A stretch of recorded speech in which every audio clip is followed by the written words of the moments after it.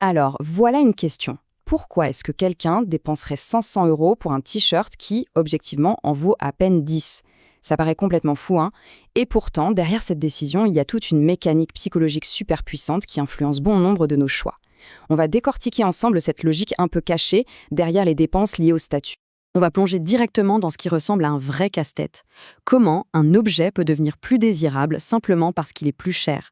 C'est un peu comme s'il y avait un bug dans notre logiciel de pensée économique. Imaginez un peu la scène. On a deux t-shirts blancs quasiment identiques. L'un est à 10 €, l'autre à 500, juste parce qu'il y a un petit logo dessus. Et pourtant, c'est souvent le plus cher qui se vend le mieux, parfois même avec des listes d'attente. C'est complètement contre-intuitif, on est d'accord?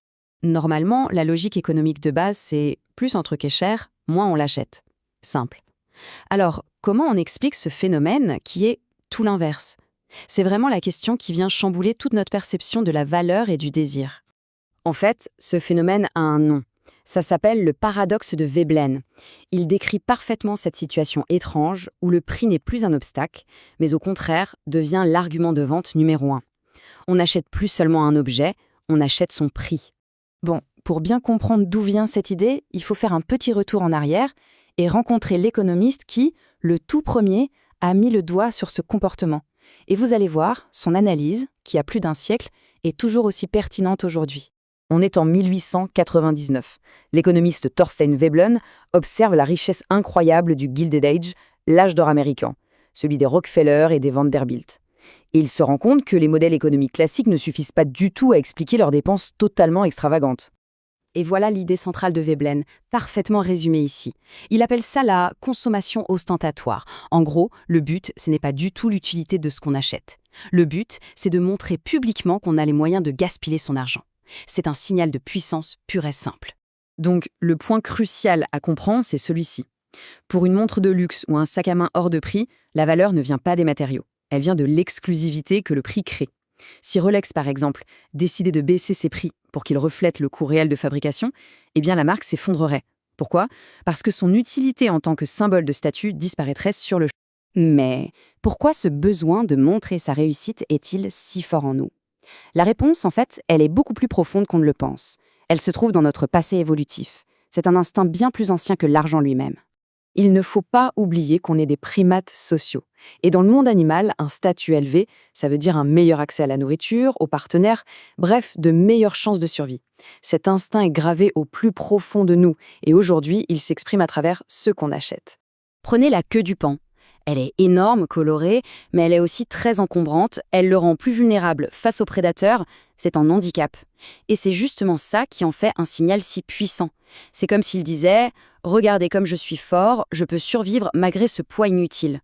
La consommation ostentatoire, c'est simplement notre version humaine de la queue du paon. Et bien sûr, aujourd'hui, cet instinct est exploité à la perfection. Les marques de luxe, par exemple, créent une rareté artificielle, comme les fameuses listes d'attente pour un sac Birkin, pour déclencher ce qu'on appelle l'anxiété de statut. C'est cette petite peur de ne pas être à la hauteur qui nous pousse à vouloir prouver notre valeur par un achat. Le problème, c'est que ce mécanisme cache un vrai danger. Un piège financier redoutable, surtout pour celles et ceux qui ne peuvent pas vraiment se permettre de jouer à ce jeu sans y laisser des plumes. Veblen avait aussi mis un nom là-dessus. L'émulation pécuniaire. C'est cette pression sociale qui est décuplée aujourd'hui avec les réseaux sociaux qui nous pousse à copier le style de vie des plus riches. On veut signaler notre propre succès, même si ça veut dire vivre bien au-dessus de nos moyens. Et ça crée un cycle qui ne s'arrête jamais. Dès qu'un symbole de statut devient un peu trop accessible, il perd de sa valeur aux yeux de l'élite. Du coup, elle doit trouver un nouveau signal encore plus cher, encore plus exclusif. C'est une course sans fin, épuisante et surtout très, très coûteuse. Regardons l'impact concret. Pour un milliardaire, une voiture à 300 000 €, honnêtement, c'est une poussière. Ça représente 0,03% de son patrimoine. Mais pour une personne de la classe moyenne, le même achat peut engloutir 60% de tout ce qu'elle possède. C'est juste énorme, ça anéantit toute capacité à se construire une vraie richesse. Et c'est là toute la tragédie de ce piège. Pour avoir l'air riche, on sacrifie ce qui pourrait nous rendre réellement riches. On échange des actifs qui prennent de la valeur, comme des investissements, contre des passifs qui en perdent, comme une voiture qui se déprécie à la seconde où elle quitte le concessionnaire. Alors, comment on sort de ce labyrinthe? Eh bien, la seule vraie solution, c'est de changer complètement son état d'esprit, d'adopter une mentalité qui va totalement à l'encontre de cette pression sociale. Le concept clé, c'est celui de la richesse discrète. C'est l'idée de comprendre que la richesse, ce n'est pas ce que l'on montre, mais c'est ce que l'on possède et qui ne se voit pas. Les investissements, l'épargne, les actifs qui travaillent pour nous. Quand on met les deux approches côte à côte, la différence est radicale. D'un côté, il y a le chercheur de statut. Son but, c'est de paraître riche. Il achète donc des passifs et le résultat, ce sont des dettes.